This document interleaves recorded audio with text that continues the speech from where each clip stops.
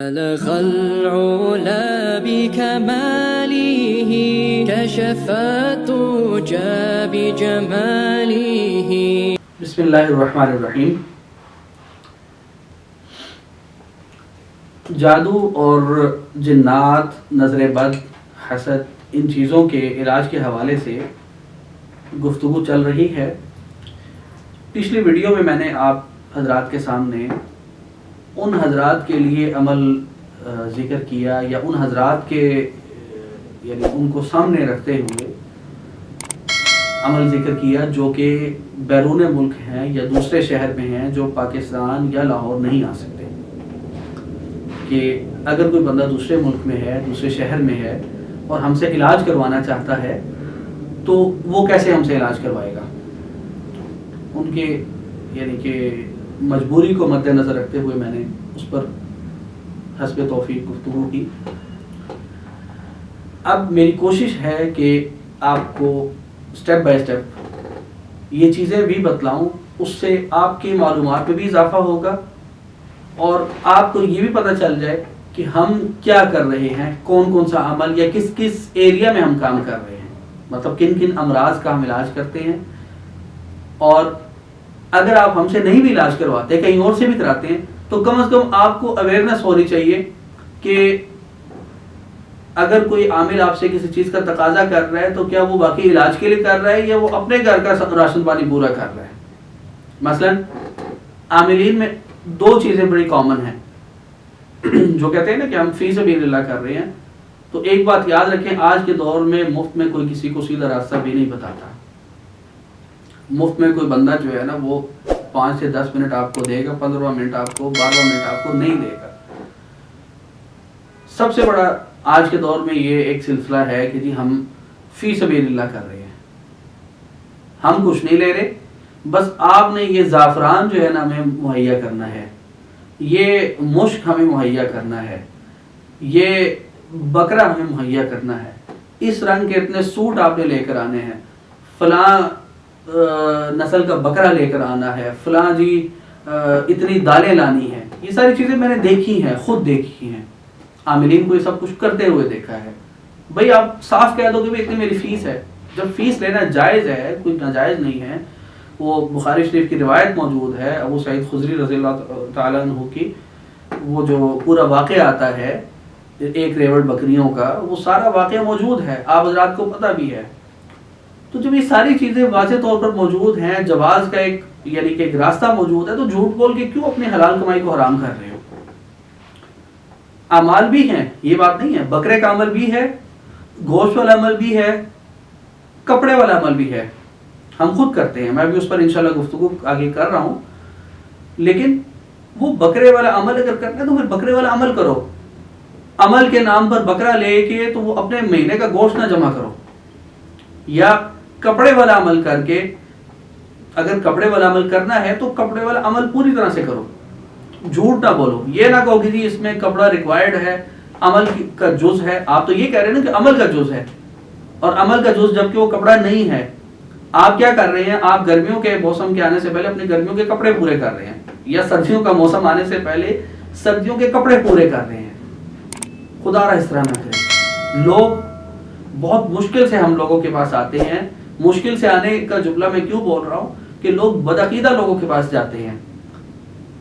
صحیح العقیدہ لوگوں کے پاس وہ پہلے تو اعتماد ہی نہیں کرتے، اور اگر آ جاتے ہیں تو کئی ایسے اللہ کے بندے ہوتے ہیں جو اپنی ایسی باتوں سے، ایسی حرکتوں سے وہ لوگوں کو بدظن کر کے دوبارہ بکا دیتے ہیں. بھئی جو بات کرنی ہے ان سے اسٹریٹ فارورڈ کرو، تاکہ کل کو وہ یہ نہ کہے کہ انہوں نے مجھ سے جھوٹ بولا ہے. اس کی ایک اور وجہ یہ ہے کہ ہم لوگوں کو، عاملین کو اپنے سے زیادہ نیک اور اپنے سے زیادہ اللہ کے قریب سمجھتے ہیں. یہ میری عاملین سے درخواست ہے کہ خدا را اس چیز کی کم از کم لاج رکھ لو کہ لوگ ہم لوگوں کو اپنے سے زیادہ نیک سمجھتے ہیں. کم از کم ان کی سوچ کا لحاظ کر لو. کپڑے کا جو عمل ہے وہ الحمدللہ ہمارے یہاں بہت مجرب بھی ہے، اور بالخصوص کوئی اگر جادو پرانا ہے اور وہ جڑیں پکڑ چکا ہے، اس میں الحمدللہ اس کے بہت اچھے نتائج آئے ہیں. یعنی میں نے میں صرف ایک واقعہ آپ کو بتلاؤں گا کہ آج سے تقریباً آپ کہہ لیں کہ 4-5 سال پہلے، تقریباً 4 سے 5 سال کا عرصہ گزر گیا اس واقعے کو. ایک مریض کا میں نے علاج کیا جو کہ آج تک مجھے یاد ہے، اس کے بعد بے شمار لوگوں کا کیا، لیکن وہ کیس اس لیے یاد ہے کہ وہ بہت زیادہ کریٹیکل تھا، اور اس وقت اس بچے کی عمر 23 سال تھی، اور میں نے اس کا علاج کیا.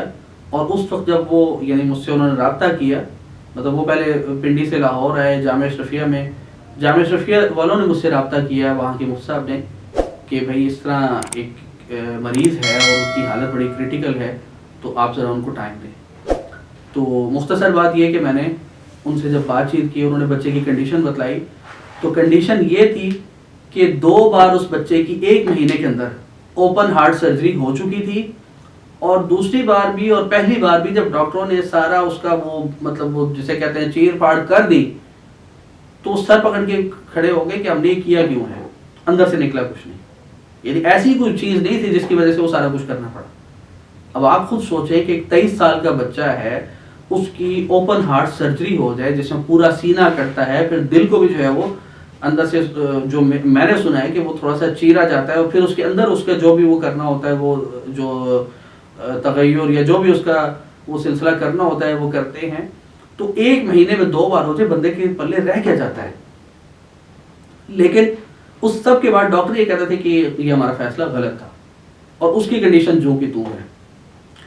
خیر میں نے اس وقت اپنے والد صاحب سے مشورہ کیا، انہوں نے مجھے رہنمائی فرمائی کہ بیٹا آپ یہ عمل کریں ان کے لیے. میں یہاں سے راولپنڈی کا سفر کیا، گیا ان کے پاس، اور ایک ہی دن میں تقریباً 3 دفعہ اس کو دم کیا. 9-10 گھنٹے مجھے لگے، الحمدللہ 3 دفعہ اس لڑکے کو دم کیا. اور اس کے آپ کہہ لیں کہ بمشکل 1 مہینے بعد دوبارہ جب ملاقات ہوئی، یعنی جب پہلی بار گیا تھا وہ اٹھ کے بیٹھنے کے قابل نہیں تھا، تو جب ہم ایک کپڑا نکال کے دوسرا وہ کرتے تھے تو مریض کو بڑی تکلیف ہوتی تھی، اس سے اٹھا نہیں جاتا تھا. یہ کیفیت تھی اس کی اس دن جس سے میں نے اس کا علاج کیا. اور جب مہینے 100 مہینے بعد دوبارہ میں گیا، تو جس طرح ہوتا ہے نا بعض دفعہ مریض کے ساتھ انسان کو اٹیچمنٹ ہو جاتی ہے، تو مجھے اس بچے کے ساتھ بڑی اٹیچمنٹ ہوگی، تو میں اسپیشلی اس کے گھر ملنے کے لیے گیا، اس کی خیریت معلوم کرنے. تو ماشاءاللہ وہ ہمیں ملا، آ کے بیٹھا ہمارے پاس 10-15 منٹ 20 منٹ، اور یعنی کہ وہ چلنے پھرنے کے قابل ہو چکا تھا. اب ظاہر ہے اس نے اتنی تکلیف دیکھی تھی، تو اس کی وجہ سے جو اعصابی کمزوری تھی وہ تھی اس کو، باقی اس کے اندر اس بیماری کا یا اس چیز کا کوئی بھی یعنی کہ جراثیم یا کوئی بھی اس کے اثرات باقی نہیں رہے تھے. تو یہ ایک صرف کارگزاری ہے، یہ بتلانے کا صرف یہ مقصد ہے کہ اعمال الحمدللہ ہیں، چیزیں بھی ہیں، سب کچھ ہے، لیکن ان کا استعمال کا ایک تو طریقہ صحیح ہو، اور دوسرا یہ کہ اگر آپ کو کوئی عامل کہے کہ اس میں اتنا کپڑا لگے گا، یہ ہوگا وہ ہوگا، تو انہیں کہیے آپ اس کپڑے کا کریں گے کیا. میں آپ کو بتلاتا ہوں کہ اس کا کیا کرنا ہے. اس میں کپڑا بھی استعمال ہوتا ہے، اس میں مسواکیں بھی استعمال ہوتی ہیں، لیکن اصل تو یہ ہے نا کہ بعد میں اس کپڑے کا کیا کرنا ہے. کیا وہ عامل صاحب بیگ میں ڈال کے اپنے ساتھ لے کر جائیں گے، یا آپ کو اس کے بارے میں کوئی ہدایات دیں گے. بعض عاملین کہتے ہیں جی یہ کپڑا ہمیں دے دیں، ہم نے یہ کرنا ہے وہ کرنا ہے. اصل جو ہم کرتے ہیں، باقی ہر عامل کا اپنا ہے، کوئی کہے گا جس کو جلا دیں، کوئی کہے گا اس کو پانی میں بہا دیں. ہمارا یہ ہوتا ہے کہ ہم کہتے ہیں کہ جو مسواکیں ہیں ان کو چلتے پانی میں بہا دیں یا مسجد میں رکھوا دیں، اور وہ جو کپڑے ہیں، جو وہ کپڑا اس میں استعمال ہوا ہے ہر عمل کے لیے، یعنی 3 دم ہے تو 3 دفعہ نیا کپڑا استعمال ہوگا. تو اس میں ہم کیا کہتے ہیں کہ یعنی کہ جو کپڑا ہے وہ کسی نمازی کو دیں. سب سے بہتر ہے کہ مقامی مسجد کے امام صاحب کو دیں، یا مؤذن یا خادم کو دیں، یا کسی بھی مستحق نمازی کو دیں.